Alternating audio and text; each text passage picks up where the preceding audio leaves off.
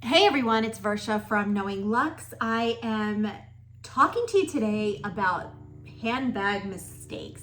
I have two bags here that I want to go over with you, and I still really love them, but I'll talk to you about why I think they're mistakes, what I'm planning to do with them, and just sort of things to think about before you potentially make these mistakes as well. Forgive me, I hope the sound is okay. There's construction happening in the building. But I really wanted to record these because I'm going on a trip. I can't wait to share that with you coming up soon because I'll be doing some shopping on the trip, maybe even vlogging about it, which is like kind of exciting and new for me. So if you like these kind of videos, please consider subscribing and liking because I know a lot of you are not subscribed who are watching, and it's a real energy booster when I get a little subscription here and there, which is always very exciting and very encouraging. So if this is the kind of stuff that you like to talk about, come back. I do unboxings, I do reviews mostly, and I am also gonna start doing some like chit chat kind of videos, which are coming soon.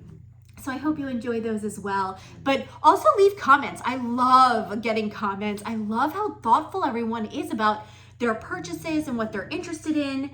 And so now let's talk about the good stuff. So there are two bags that I've selected. The one in the back is one that I absolutely love. That is not at all a mistake. In fact, when I bought it, I thought it might be because it doesn't have an outside pocket. It's a huge tote. Sometimes a good tote, you need a little outside pocket for the grab and go stuff. But for some reason, because of the length of the strap of the Artois, it fits so beautifully where you can just like swing it over, drop your hand, it's perfect. These bags, however, have not been so perfect for me, though for their uses, they are, in my opinion, very useful bags. The first one I bought in Hawaii because I needed to buy something in Hawaii. I mean, the prices were low, but I was on Maui and I was not in Oahu.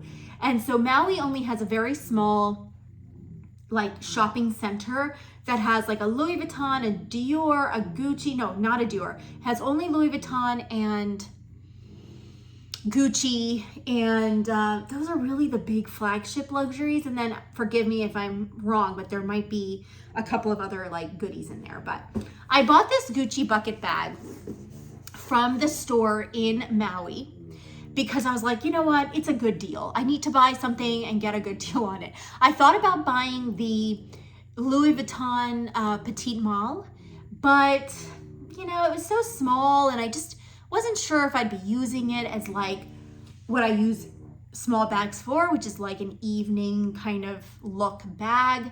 Mini bags don't really do it for me except for like when I go out to dinner, go to a party, go to a wedding, and that Louis Vuitton trunk was too busy for those days because I like to wear things that have their own loudness. So in the evenings, like maybe a little shimmer, maybe a little bit of something special, but the trunk is like a piece of its own. Like you kind of need it to be the showpiece of that look. So, oh good, I think they stopped the drilling upstairs or whatever. So I wanted a Gucci Ophidia print thing. Now, I got it in this size because they did not have the larger one, which thank God, because I got a hand-me-down larger one later. Not too long after this, I realized how useful a bucket bag is, and I ended up getting a hand-me-down one that's much larger and works a lot better for the dump in and get out. This is not the mini, this is the small. And for what it is, like, and this is why I haven't gotten rid of it yet, is that it's a great size for your daily essentials and running around, but I find that I am leaning towards going for bigger bags for my runaround days because you can go shopping. You don't need a shopping bag. You can just like throw in your extra shoes or your shawl or your jacket in a tote instead of a smaller bag like this. You can see, you know, it's about 10 inches by like, you know, maybe, this is like maybe 10 by 12. So it's considered the small, but it's not that small. In another couple of videos you'll see on my page, I did a video on, you know, some of the best like day bags, day to night. So I tend to grab this when like I'm going to, it doesn't go with this outfit, but I tend to grab this when I'm going to like the outing at a brewery. I know that sounds like really specific, but like, or I'm going to a winery, or I'm going to something more like active and I just need the essentials, maybe a water bottle or like a small like light cover up type thing, but not too much stuff, like maybe some bug spray or whatever, because I know it's durable. I can put it on the ground if I need to. It doesn't have feet, but it's got all this coated canvas. And so I can get away with kind of wearing this as a casual daytime bag that is durable. So for that reason, I haven't gotten away from it. Plus, it's also a little luxe because of the monogram print. And so I feel like I can wear this and have something luxy, because you know I always need to have something luxy, when my outfit otherwise might be like jeans and a t-shirt, or it might be like a plain black like jersey dress, or like a white skirt and a tee, or you know, those are kind of like my go-to looks when I'm going to those kinds of things. And so this allows me to have that little pop of something without taking away, though it really looks good with florals. And you know, I got that idea from Carrie from Sex and the City, to the new thing, I forgot what it's called, on HBO, because she wore the Hourglass Balenciaga Gucci Hacker Project hourglass shaped bag that was it's about this size, but it's only monogram coat. I don't know if that one's coated, and she wore it with a floral dress and it just went. And I wore this with a floral dress recently in a khaki green color, the dress, and it just went. It was like not too clashy at all. I was very, very impressed. So anyways, that's where I've been wearing this. But the thing is, if I didn't have this, I have other options that I could wear for this. And so it's like, I'm not gonna get rid of it, right? I paid about $1,400 for it, and I paid less tax because it was Hawaii. And now this retails for like $1,800. And I still kind of use it. And the one that I have that's a hand-me-down is so beat up, and like the leather around here is creasing and messed up. This one is like brand freaking spanking new. And I use it a lot here and there, but also not. I mean, I don't use any of my bags like that much because I rotate them. But you know, I know how durable this is gonna be because I have an old one that is so old that the only thing that looks good is like everything except for in a bag like this, you know, you're gonna have to do this often if you want to kind of cinch it up and close it. And so it's gonna crease here over the time, and that's what happened to the old bag.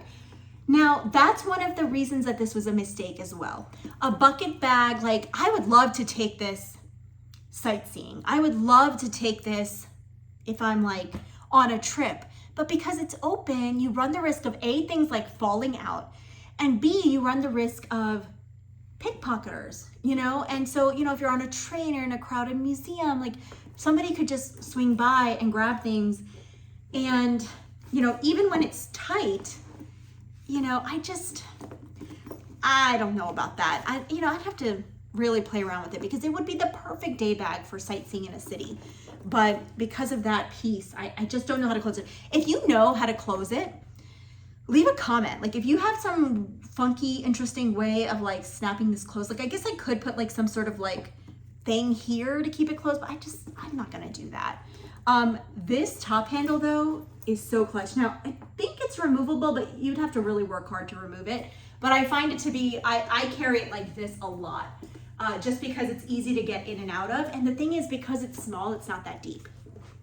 So I think I'm actually praising this, but it was a mistake because I bought it because of the discount in Hawaii. And that I think is the biggest mistake. It's like, it wasn't one of those like really thought about things. But as I look at it, I just love it still. I don't know. Tell me what you think about it. Now, the other mistake, sorry to be rambling, but I'm really rambling in these videos lately, is this Coach Cassie.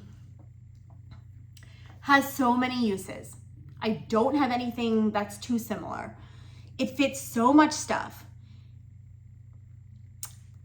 I'm just the kind of person that would grab Chanel first. You know, it's just who I am. I bought it in this color thinking, if I'm gonna wear a light colored bag, I'll let it be a $250 bag rather than a $2,500 or $5,000 bag, right? Because it's gonna get color transfer. Like, look, I didn't remove this. I know that this will wipe right off. but I have like with a baby wipe type cloth. I haven't done it yet, but this was all over here one day, and I was able to get it all off because I sprayed it and protected it. But you know, I was like, okay, no big deal. Like I can just use it on the other side. Like no one's gonna see it. It's the most comfortable, and so it's actually like opens up really wide and really nicely. And it's like, you know, it's like inoffensive. Like anybody and everyone can get behind a bag like this, right? Daytime, run around, fits everything, has a back slit pocket. My mom loves this kind of thing. Maybe I should give this to her. So like there's nothing wrong with this bag.